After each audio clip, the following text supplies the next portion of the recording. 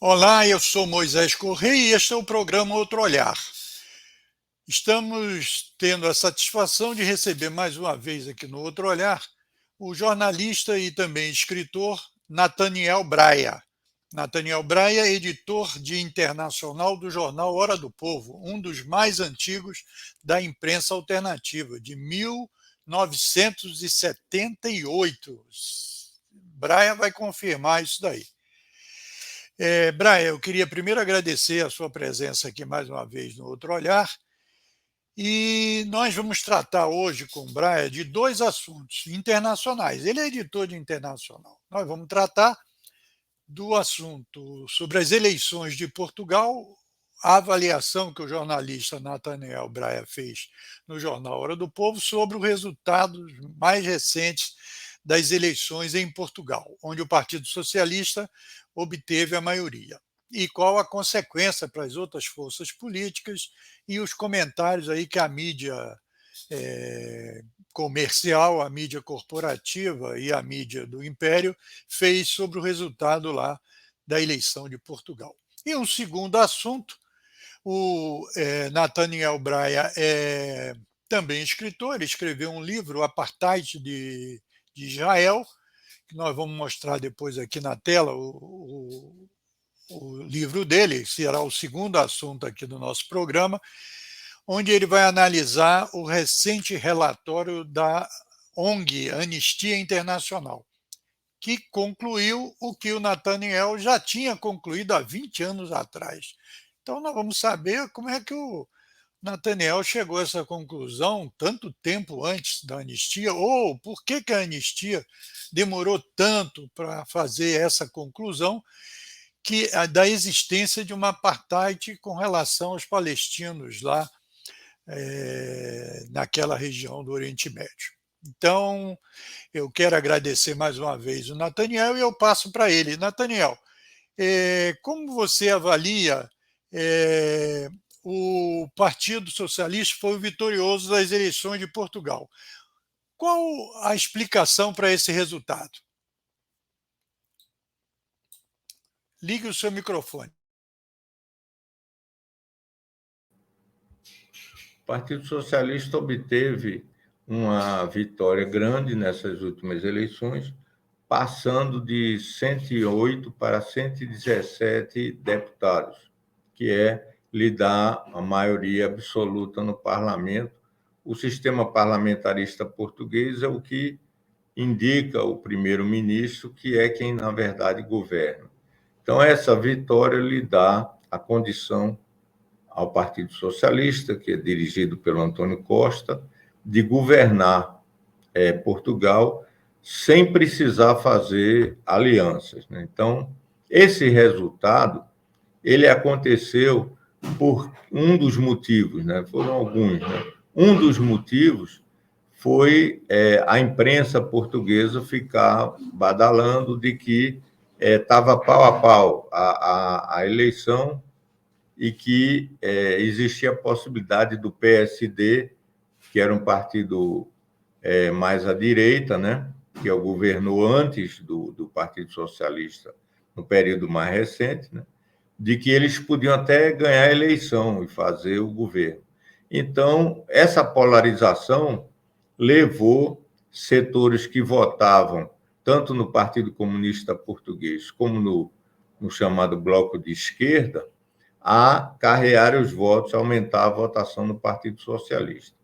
A outra coisa que o Partido Socialista tirou proveito foi exatamente no governo anterior, onde o Bloco de Esquerda e o PCP, o Partido Comunista Português, pressionaram por melhorias salariais, investimentos e outros fatores, e acabou beneficiando o Partido Socialista, quem estava à frente do governo.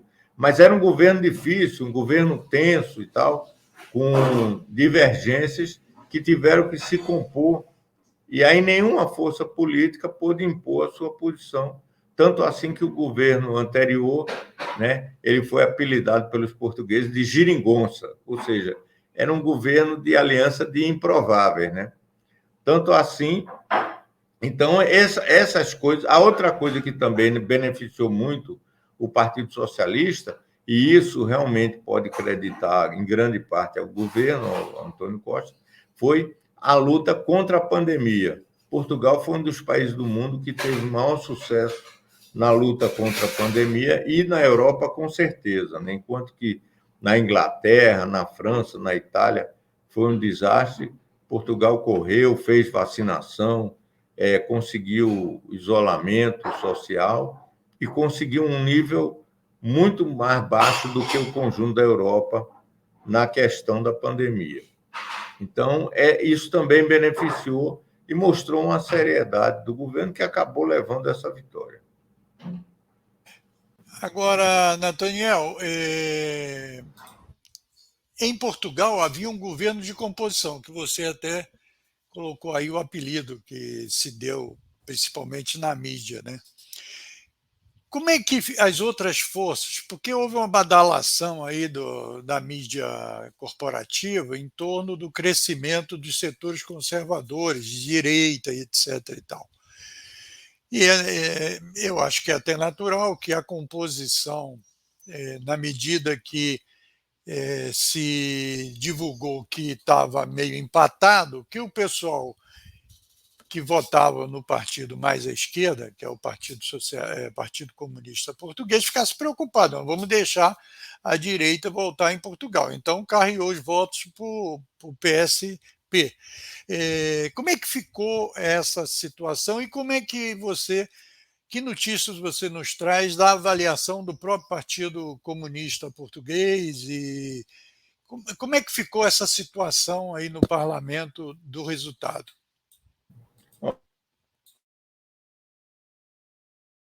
Dessas vitórias parciais que eu relatei aqui, o Partido Comunista Português passou a ser governo, né? E passou a ser, quer dizer, questionado.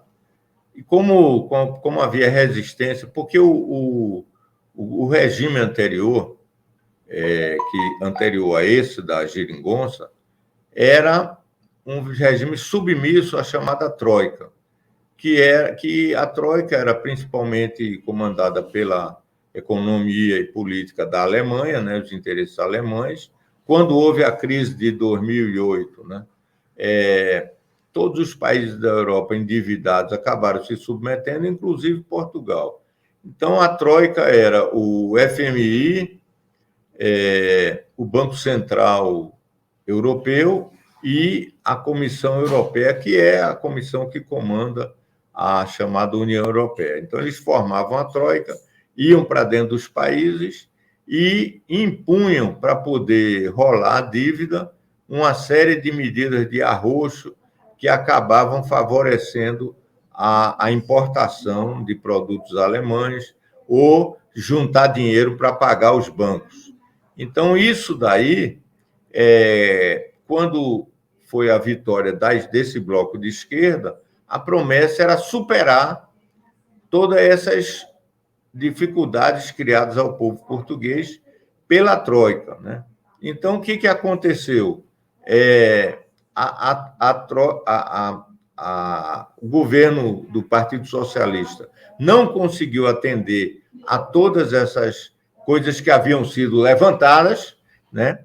Então, o que aconteceu? Todas essas questões que foram levantadas, como, por exemplo, acabar com todas as cláusulas que eram gravosas aos trabalhadores, dar aumento real do salário mínimo e do salário médio, fazer investimentos de forma a elevar o nível de emprego, que acabou sendo prejudicado pela própria pandemia, e a própria pandemia mostrou que era necessário o reforço do Serviço Nacional de Saúde, que é o SUS lá de Portugal. Tanto assim que o Partido Comunista Português, que perdeu o voto nessa eleição, já está convocando manifestação para exigir do partido que vai governar Portugal que essas medidas sejam tomadas em definitivo.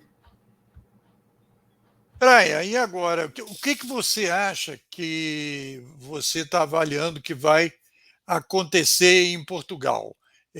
O que podemos esperar para o povo português do resultado dessas eleições. Como você mesmo analisou, a própria maneira como a cobertura de mídia se deu levou a esse resultado de uma maioria do Partido Socialista.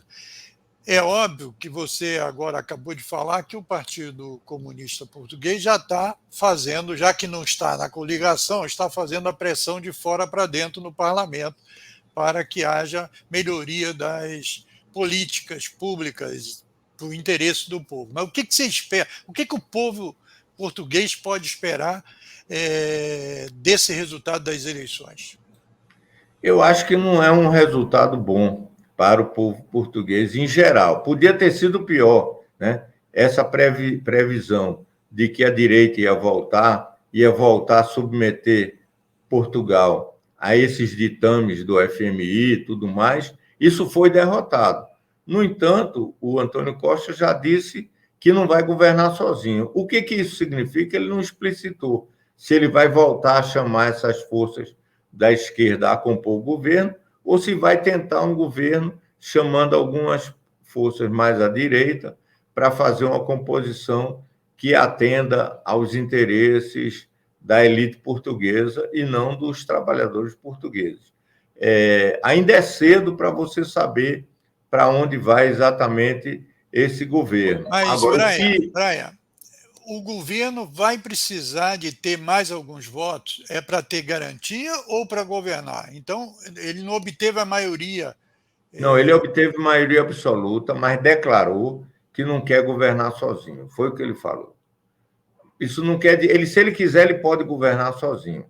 O que eu estou dizendo é que antes ele foi obrigado a uma composição e acabou cedendo alguns pontos para o bloco de esquerda e para o Partido Comunista Português. Dessa vez, ele não tem ele, para fazer governo, não tem essa necessidade. Então, por isso que eu estou dizendo que ainda é cedo para dizer. Uma coisa é certa, como você me levantou aí. Uma coisa é certa, sem uma grande mobilização em Portugal, e com essas forças que estavam sendo prejudicadas por causa dessa intervenção, dessas mudanças econômicas em Portugal, eu digo assim, as forças elitistas, os importadores e todos mais, essas forças vão pressionar para que voltem a ter os privilégios de antes. Então, o povo vai ter que ir para a rua, vai ter que se manifestar, certo? O que eu acho que tem de positivo na eleição portuguesa é que a disputa ficou nesse campo, que é um campo bem melhor, haja visto o resultado obtido na pandemia, que, aliás, foi exatamente oposto ao trágico resultado obtido pelo bolsonarismo no Brasil, né? Então, de qualquer forma, ter ficado nesse campo, a disputa econômica, política e social, era o melhor que foi possível extrair dessa eleição. Não foi uma vitória do avanço das forças populares portuguesas, é uma vitória importante, mas manteve no campo, no terreno mais saudável da sociedade lá em Portugal. É o que a gente pode avaliar ainda logo após esse resultado, né? Então, mas o que você diria dessa capacidade da sociedade organizada portuguesa de pressionar de fora do parlamento, da maioria do parlamento, etc., ou de coligações formais e compromissos formais dentro do parlamento, que uma coligação, mesmo com o nome pejorativo que tinha, ela representava uma responsabilidade, porque se assinou um acordo, se formalizou um acordo e tal. A pressão da sociedade vai conseguir melhorar o que os socialistas sozinhos podem fazer? A sua avaliação como editor de longa data do jornal Hora do Povo e acompanhando os debates da política internacional, você já disse que achou que a eleição não foi o que poderia ser melhor para o povo português. Como é que você avalia? Então, fala aí. Tem questões para os dois lados. O que acontece? Primeiro, que a própria eleição e a chegada da Geringonça ao poder se deu mediante grandes mobilizações. Houve muitas greves em Portugal, com grande adesão dos trabalhadores, milhões de trabalhadores nas ruas do país, até se chegar nesse resultado, que foi esse resultado que a gente viu, que foi favorável a superar a crise gestada pela Troika, pelo arroxo, pelo Isso ataque foi aos direitos... 4 anos atrás ou 8 anos? Isso foi 4 anos atrás. 4 anos atrás. Então, aí o que acontece? O outro lado, isso é um fenômeno que acontece no mundo inteiro e aconteceu no Brasil. Quando as forças ditas de esquerda ficam no meio do caminho, acaba abrindo espaço para a ultradireita, né? Então, você sobe ao poder prometendo uma série de coisas, cumpre algumas, outras não cumpre, gera uma parcela da sociedade uma insatisfação, um sentimento, digamos assim, usando um termo baixo, de estelionato eleitoral, ou seja, prometeu um negócio e não cumpriu aquilo que prometeu, ou aquela expectativa que foi gerada. Então, o que aconteceu? O partido tem um partido que a gente pode chamar as viúvas do salazarismo, né? O pessoal que é saudosista da ditadura de Salazar, a ultradireita, que é similar ao bolsonarismo aqui no Brasil, que fica ensalçando o período da ditadura e tal. Então, esse pessoal cresceu na eleição, certo? Eles tinham uma cadeira, né? E passou a ter 12 cadeiras. Só para isso você avalia o perigo que é quando você tem uma composição pela esquerda que não cumpre aquilo que as massas estão esperando. Foi um crescimento expressivo, né? Era 1,9% dos votos e passou para 7,15%. Para você ter uma ideia desse crescimento, o Partido Comunista Português tinha 6,33% dos votos e caiu para 4,13%. Ou seja, enquanto que o PCP teve uma queda, esse partido à direita, esse fenômeno está acontecendo no mundo inteiro, a olhos vistos, né? Agora, Braia, da mesma forma que o voto progressista ficou concentrado no Partido Socialista, né? O voto conservador também se dirigiu para esse partido que ficou em segundo. Outras forças conservadoras também houve um voto, vamos dizer, útil no conservadorismo e um voto útil no Partido Socialista, ou não se configurou isso?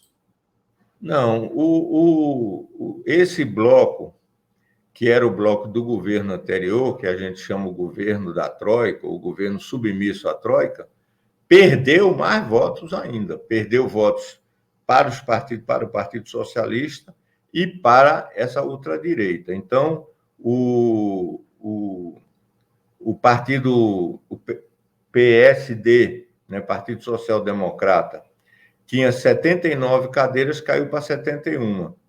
E o CDS, que é um partido minoritário, mas também da direita tradicional, caiu mais ainda. Eles tinham 5 deputados e, dessa vez, não conseguiram eleger nenhum. Então, na verdade, a vitória do Partido Socialista, se eles conseguirem fazer um governo razoável e avançar nessas medidas que o Partido Comunista Português está exigindo, ele se consolidou, né? Ele pode vir a ser uma força política por algum tempo em Portugal, mas aí vai depender do que ele fizer agora. Nesse primeiro momento, não há dúvida a dizer, o grande vitorioso foi o Partido Socialista em Portugal.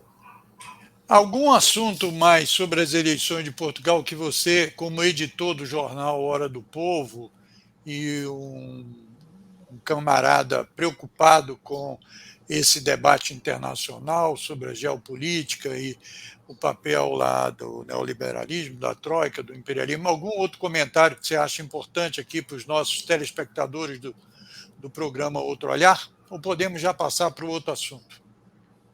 Não, só dizer que reforçar esse lado. de que, e a gente está um ano eleitoral esse ano, e que as forças que podem vir a chegar no poder desbancando o bolsonarismo, né?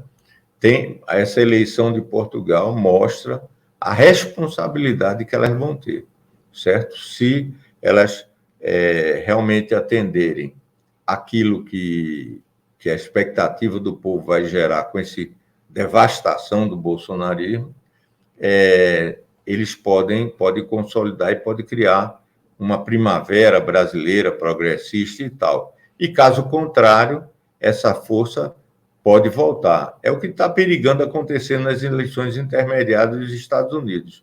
O Biden se elegeu como anti-Trump, com um monte de expectativas, e está pisando na bola em várias coisas, e o Trump está se assanhando de novo. Então, essa disputa no mundo, hoje, ela está em pleno acontecimento. Então, a eleição de Portugal é mais um elemento para a gente perceber isso.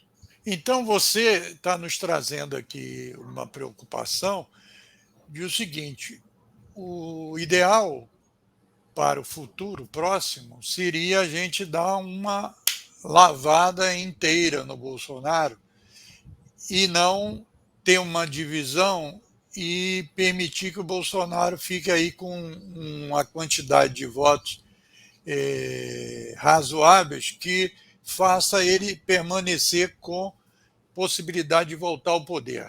Em tese, seria o candidato mais consolidado pelas pesquisas e tal é o Luiz Inácio Lula da Silva, o ex-presidente. O Lula 3, então, deveria ser apoiado por todas as forças políticas aí do campo progressista. Em tese, de forma genérica, seria essa a mensagem do editor do Hora do Povo, Nathaniel Braga? Eu acho que não está correto isso. Eu acho que, nesse momento, é importante que todas as forças políticas progressistas do campo democrático se manifestem e busquem o voto do eleitor. Eu acho que essa eleição, para ela ter um resultado Você de fala no primeiro conscientização, turno, não é isso? no primeiro turno, claro, quem Ah, for para o segundo turno contra o Bolsonaro, a gente deve apoiar. Mas no primeiro turno é importante a conscientização do povo brasileiro, inclusive que haja um programa claro de desenvolvimento, de por onde que sai da crise e tal, até porque isso que a gente vai ter que cobrar do governo eleito. O Lula hoje é o que desponta com maiores chances de chegar ao governo, mas é mais importante do que ele ganhar até, para consolidar essa vitória, é que ele chegue ao governo com base em um programa nacional desenvolvimentista, um programa que atenda que a saída para a crise criada pelo bolsonarismo, mas que já vinha de antes, seja realmente uma consolidação do poder popular no Brasil. O que já se esperava desde a Constituição de 88. eu tenho que botar você numa sinuca aí. Agora você me trouxe um seguinte aspecto. Você disse que a mídia portuguesa, em particular os principais canais e as principais publicações, trabalharam com uma informação que não era tão verídica, vamos Exatamente. dizer, no sentido de ir dizendo de cenários de empate, pode ser Uhum. até que haja uma mudança, o caramba. E isso provocou na população um alinhamento, mesmo os setores mais avançados se alinharam por menos avançado, mas para não ajudar a direita. Se isso se aplica no Brasil, com várias forças progressistas disputando voto, que seria mais salutar, na sua opinião, também não poderia, e em particular porque o monopólio da mídia no Brasil é muito maior do que em Portugal, nós já discutimos aqui no seminário internacional, quando Franklin era secretário de comunicação, e os portugueses estiveram aqui e tal. Quer dizer, aqui é muito mais concentrado monopolista do que lá. Eles não poderiam também criar esse cenário artificial e isso fazer com que se perfilassem os setores conservadores de um lado e os setores que estariam disputando o voto no lado progressista ficaria com menos votos e concentrando no Lula? Não poderia acontecer uma coisa parecida? Eu estou te provocando, obviamente, porque todo editor internacional com a sua capacidade pode responder a uma provocação. Obrigado pela capacidade, não é tanto assim.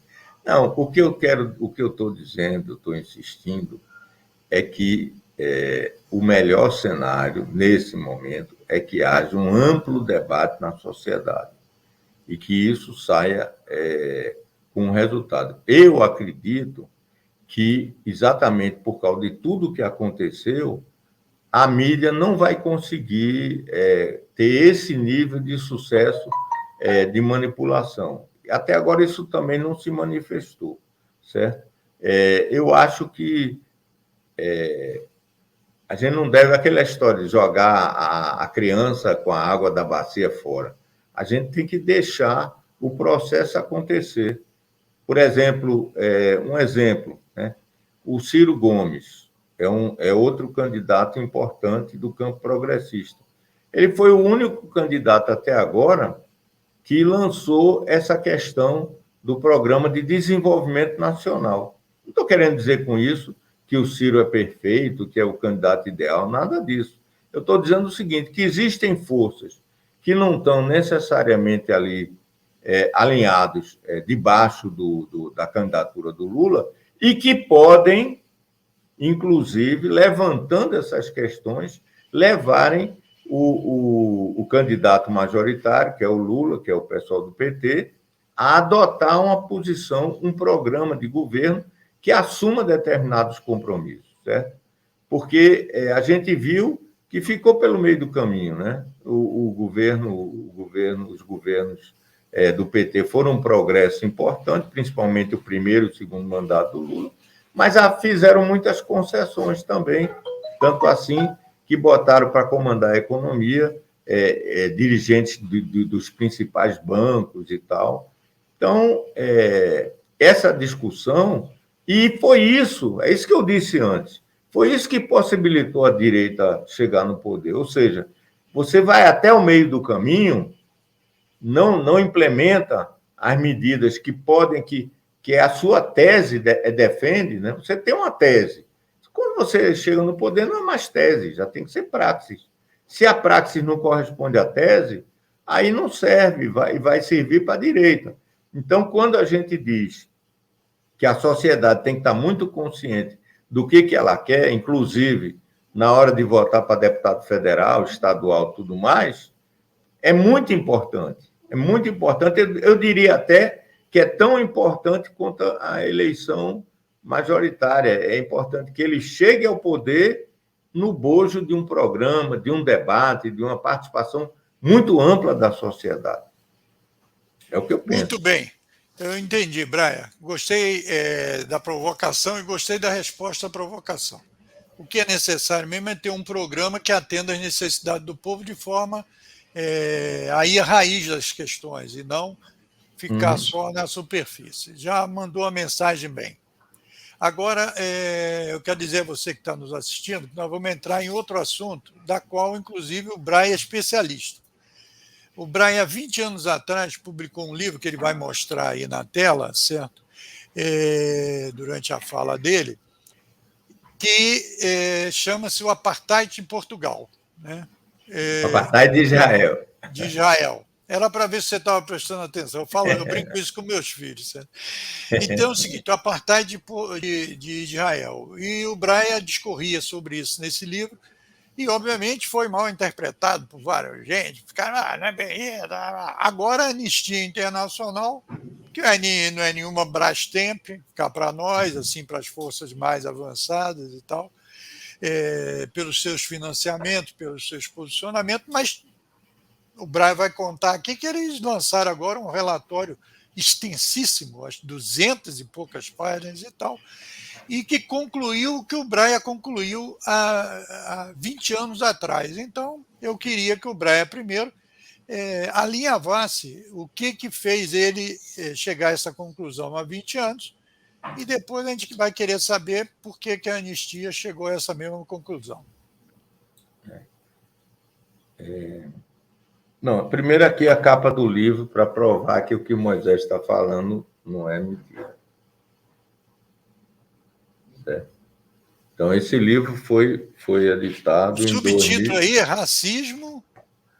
O racismo, agressão e usurpação, os focos do conflito atual.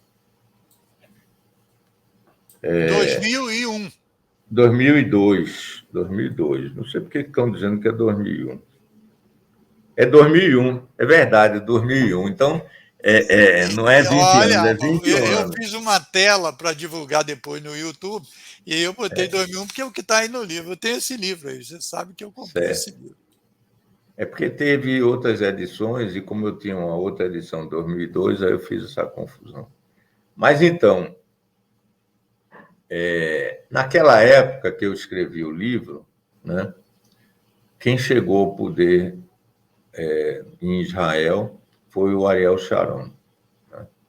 O Ariel Sharon, ele tinha, há pouco tempo antes, sido promotor no governo do Menachem Begin da invasão ao sul do Líbano.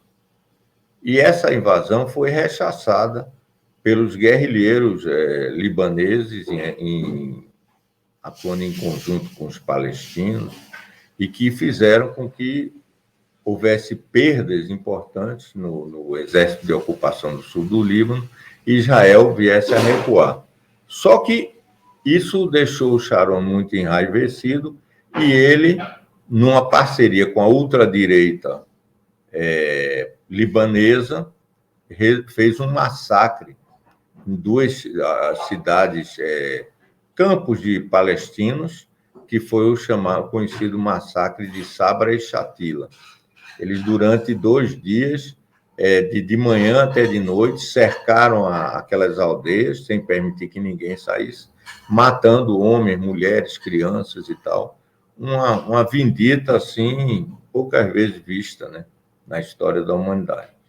E esse camarada, que chegou a ser condenado pela justiça israelense, afastado das funções militares, acabou conseguindo chegar ao poder naquele ano em que eu escrevi o livro. Né? Chegou ao poder naquele período e a primeira coisa que ele fez foi dizer que os acordos que tinham sido alinhavados por Yitzhak Rabin, que foi assassinado por um fanático judeu, assulado por Netanyahu, que depois viria a ser também primeiro-ministro de Israel, né? Dizendo que ele era um traidor. Botava a foto do Yitzhak Rabin, que era o primeiro-ministro de Israel e que tinha chegado nos acordos de Oslo e ganhado o prêmio Nobel, assinando com o líder palestino Yasser Arafat, retirando as tropas israelenses de uma grande parte dos territórios palestinos ocupados. E aí, os cartazes na rua era assim, era ele com a cafia igual a que o Arafat usava, aquele pano preto e branco, e escrito embaixo Boged, que quer dizer em hebraico traidor. Então, esse clima foi criado e o Rabin foi assassinado e depois assume o Sharon, que também ficou conhecido como carniceiro de Sabra e Shatila. Então, foi nesse clima, nesse período, que confirmava. Eu vivi lá em Israel durante 7 anos, eu fiquei muito impressionado com o clima de discriminação, de racismo, de preterimento dos palestinos, particularmente nos territórios ocupados. Então, agora, a Anistia Internacional colocou de forma bem didática, né, até porque o lançamento dela era um lançamento mundial, e, portanto, ia ter um impacto muito grande. O pessoal que escreveu o relatório procurou ser, apesar de 211 páginas, é um relatório sucinto, direcionado e bem fundamentado. Né? O meu livro, ele conta vários elementos que foram acontecendo, é um livro interessante e tal. Mas agora a Anistia se ligou mais nos fatos que decorrem juridicamente de você poder dizer que é um sistema de apartheid. A primeira coisa é a definição do que é apartheid. Apartheid é quando você tem um governo, um Estado, um regime que, pelas suas políticas, pelas suas leis e pelas suas práticas, atuam para privilegiar uma parte da população por questões étnicas ou raciais ou religiosas, ou seja lá o que for, em detrimento e em prejuízo de outra parte. Quando isso acontece, está configurado o sistema de apartheid, né? Então, isso é, por definição, Israel é um sistema de apartheid, né?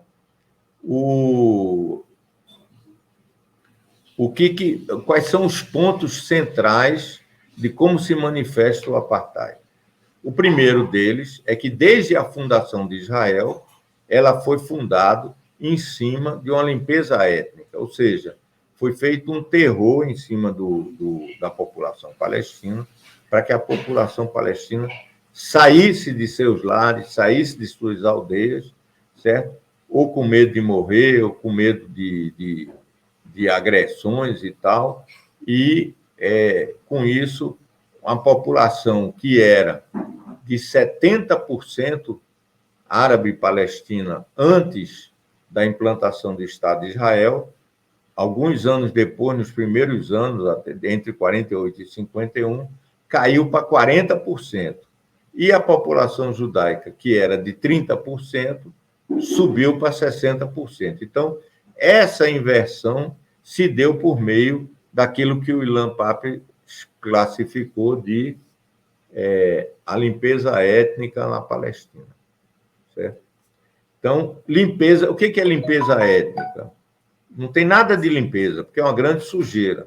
É você fazer um jeito, usar meios violentos para poder fazer com que uma parte da população saia daquele território, mudando a maioria populacional. Isso foi o primeiro ponto do regime de apartheid. Depois disso, foi feita uma série de medidas para manter essa condição, né? Por exemplo, os palestinos que, no meio daquela situação de conflito de 48, né, assim que Israel foi decretada a independência, houve um conflito porque as forças árabes não queriam um governo não árabe na região. No meio desse conflito, houve o que eu falei, essa expulsão.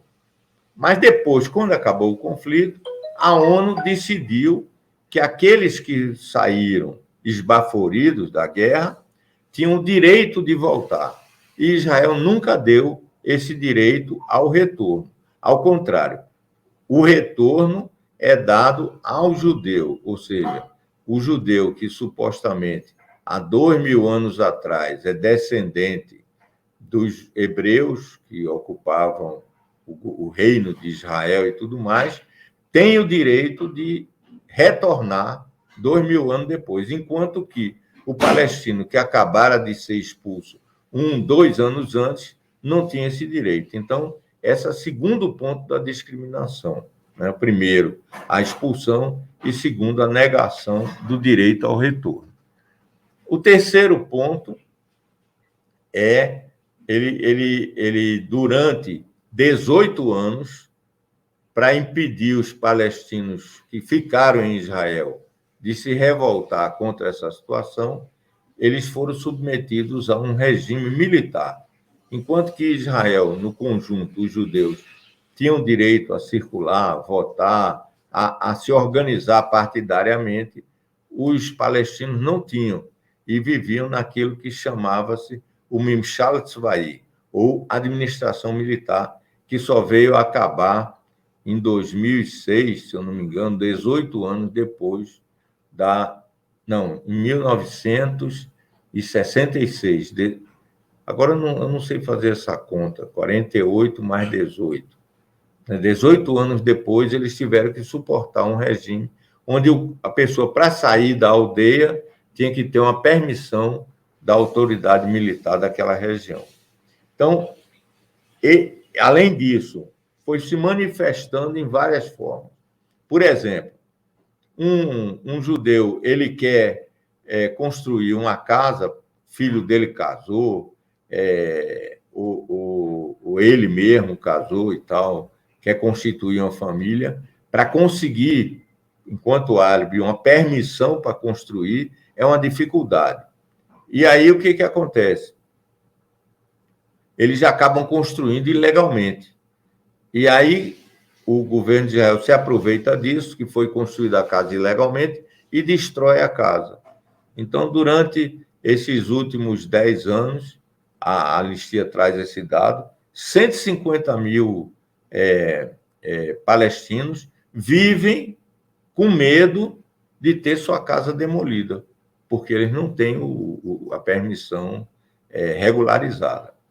Então, esse é um outro ponto. E nos territórios ocupados, a situação ficou pior, porque eles são mantidos sob um regime de controle, com dezenas de postos de controle policiais militares, e como na Palestina o nível de emprego é muito baixo, dezenas de milhares de palestinos têm que atravessar os portões para ir trabalhar em obras e fábricas israelenses e são submetidos a uma situação humilhante de ficar em fileiras ali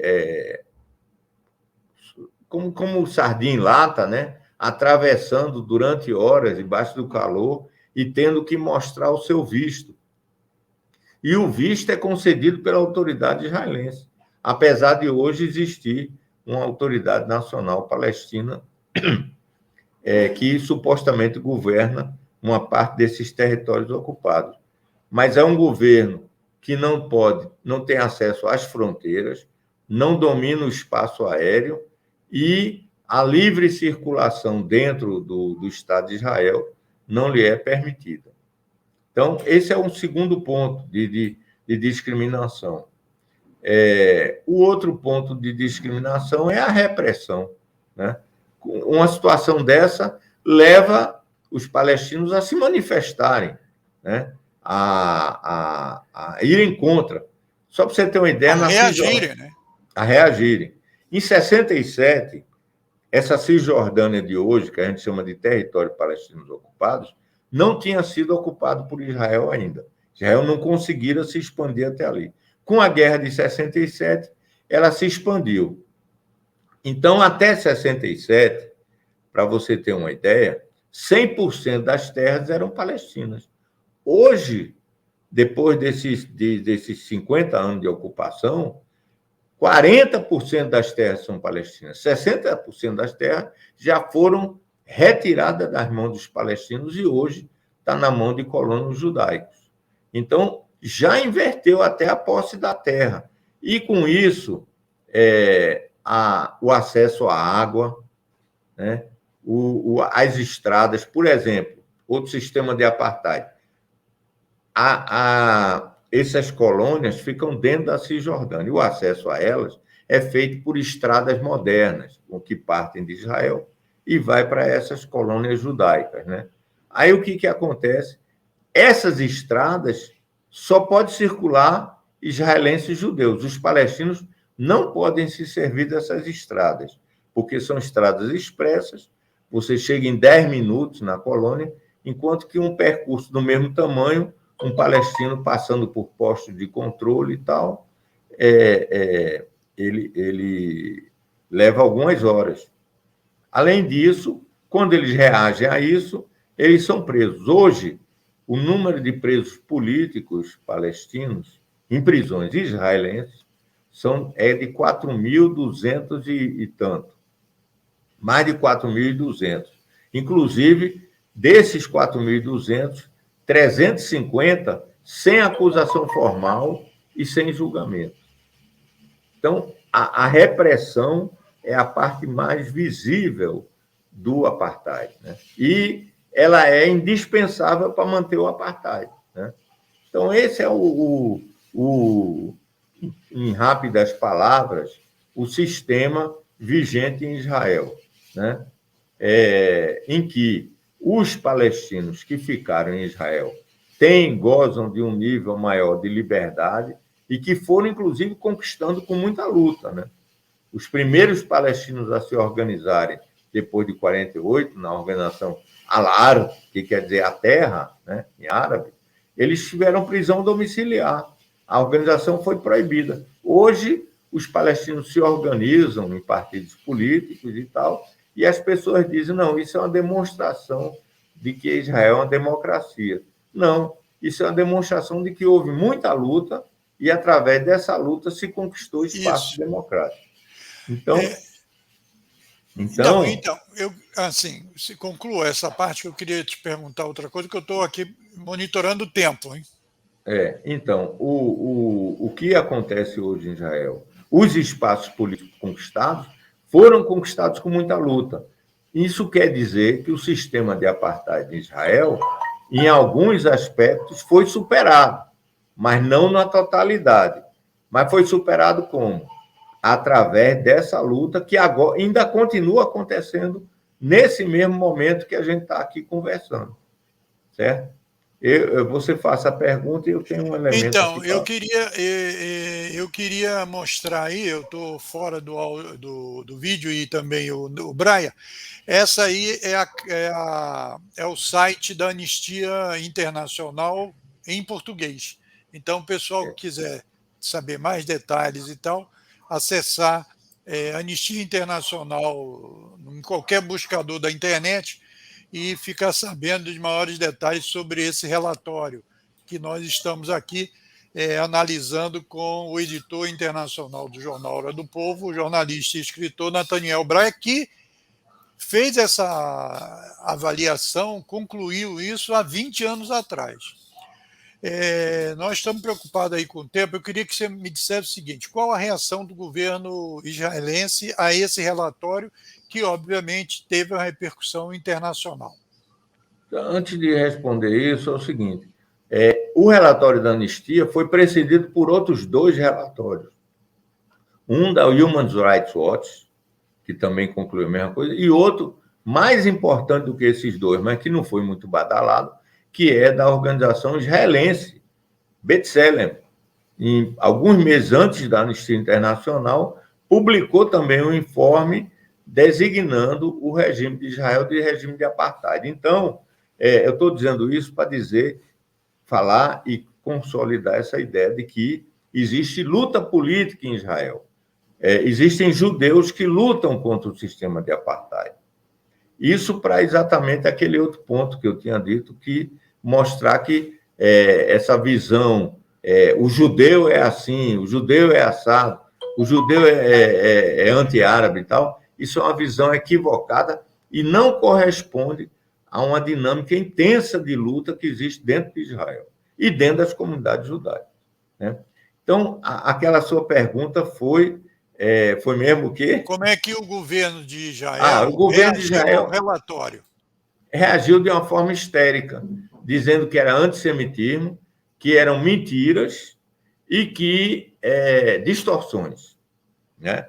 Então, o jornalista também israelense, Gideon Levy, do jornal Haaretz, respondeu ao governo de Israel, mostrando mais uma vez que entre os judeus hoje existe uma luta política para superar o regime de apartheid, que ele prejudica não só os palestinos, mas já acaba dando espaço para o antissemitismo, prejudica a imagem dos judeus no mundo e coloca os judeus em perigo, né? Então, o Gideon Levy pergunta o seguinte: o que é mentira no relatório? Não houve limpeza étnica? Não há discriminação nos territórios ocupados? E aí ele vai fazendo, não tem uma quantidade enorme de palestinos na prisão, aí tudo ele vai, cada pergunta ele diz: é verdade ou mentira? É verdadeiro ou falso? E aí ele vai desmontando a argumentação do governo de Israel.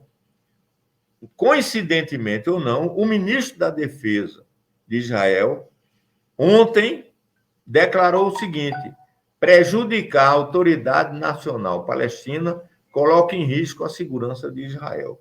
Então, nos altos escalões, essa questão está efervescendo, está em ebulição, uma coisa que parecia que aquele conflito ia ficar para sempre, a situação ia ficar para sempre, e agora as coisas estão vindo à tona.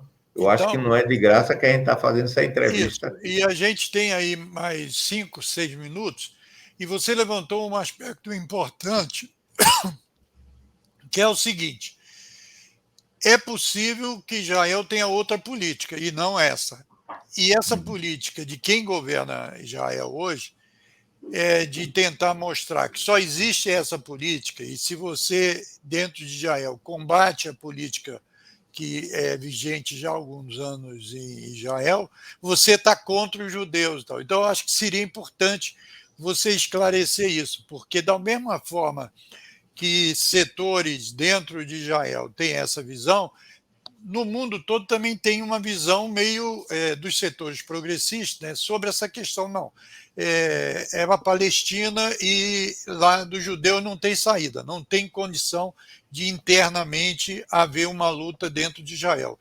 Então, aproveite esse período final aí para colocar esse debate sobre quando se combate a política do governo de Israel, não está se combatendo, em geral, os judeus.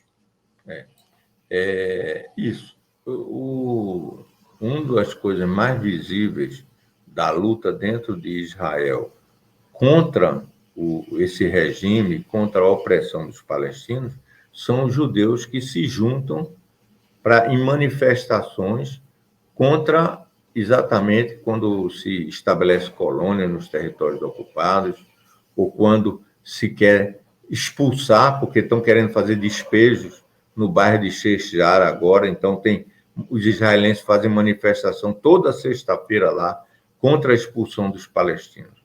Mas o aspecto mais interessante é que existe uma manifestação cívica dentro de Israel, que é o seguinte: lá em Israel é um país muito militarizado, então praticamente todo mundo, quando chega aos 18 anos, tem que servir o exército, né? E durante o resto da vida, até os 50 anos, ele faz serviço militar uma vez por mês, todo ano, uma vez por ano, um mês durante o ano. E aí ele é enviado para exercício em vários lugares. Então tem uma quantidade de judeus israelenses que tomaram a decisão de não servir nos territórios ocupados ao exército de Israel. Ou seja, ele é chamado para a base dele. Chega lá, ele vai ser designado para qualquer lugar dentro do território palestino, ele diz: eu não vou. Aí o que acontece? O comandante dele manda ele para tribunal militar e ele vai para uma prisão. Ele vai ser preso. E então hoje já se conta em mais de 2.000 soldados israelenses que preferiram ir preso a servir nos territórios ocupados. Eu vou ler uma declaração de um desses, que a gente chama, o termo lá em Israel é refusnik, os que se recusam. Então, olha o que ele diz aqui para ficar muito claro como essa visão está penetrando na sociedade israelense. Ele se chama Hagai Matar, é o israelense. Olha o que ele diz: hoje, a militarização e o racismo entre a população judaica chegaram ao nível do fascismo. A repressão ao pensamento crítico, a aceitação total dos crimes da ocupação, a idolatria em relação ao exército e a aceitação gradual do princípio da limpeza étnica, tudo isso constitui apenas uma parte do colapso da nossa sociedade. A esta lista se deveria acrescentar os maus tratos sistemáticos contra os cidadãos palestinos de Israel, a violência odiosa dirigida contra manifestantes pacíficos e a atitude sem piedade aos anormais e aos fracos. Por tudo isso, me recuso a cooperar. Certo? Então, o que ele está dizendo aqui? Que esses problemas existem, mas existe uma luta intensa para superar. Porque se a gente não perceber isso, a gente acaba dando força para a direita. Quando você acusa os judeus em bloco, quando você acusa Israel em bloco, você dá muita força para a direita. Primeiro, que a direita diz que não, olha aí, está todo mundo querendo acabar com a gente, querendo nos ameaçar. Então, o nosso jeito, a gente tem mais é que se defender. Eles querem passar essa agressão como uma defesa. E o segundo aspecto é o seguinte, é um beco sem saída. Não tem saída. Se Israel é essa coisa definida e definitiva, não tem saída. Então, isso desestimula a luta. Se você não vê saída, você vai lutar para quê? Você deixa para lá, se acomoda. Então, mostrar que existe luta dentro de Israel, mostrar que a luta contra o apartheid está presente dentro das comunidades judaicas, é muito importante. E fazer o contrário, dizer que não existe isso, é um desserviço não apenas aos judeus, mas à causa palestina. Então, hoje, o antijudaísmo é também um antipalestinismo, por incrível que pareça, porque a solução dos dois está entrelaçada, está imbricada. Não há solução para um sem solução para o outro. Muito bem. Brian, nós chegamos aqui ao final no ponto certo, no horário certo, que eu tenho 57 minutos com o meu programa, já estamos chegando aos 56 e você vai ter um minutinho, não pode sair disso, para as suas despedidas finais. Eu quero agradecer muito a sua disposição de estar aqui falando com os telespectadores do programa Outro Olhar, seja nas redes sociais, onde nós vamos deixar o programa, seja no canal 6, TV Comunitária do Rio de Janeiro. Obrigado, Brian, editor internacional do Jornal Hora do Povo. As suas últimas palavras, agora você tem 30 segundos apenas. A conclusão a tudo isso que eu estou falando é que o que nós queremos não é definir uma agressão ou uma rotulação a Israel. Nós queremos definir o que está acontecendo para levar à superação. Nesse momento, o meu esforço, toda a minha dedicação é que haja, aqui no Brasil, em todos os lugares do mundo, um diálogo entre árabes e judeus para compreender isso, para criar essa unidade.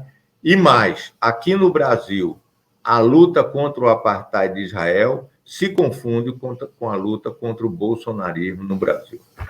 Isso. Aqui foi o programa Outro Olhar. Eu sou Moisés Correia e estamos encerrando essa edição. Até um próximo programa. Obrigado, Muito obrigado, Brian, Moisés. mais uma vez. Valeu.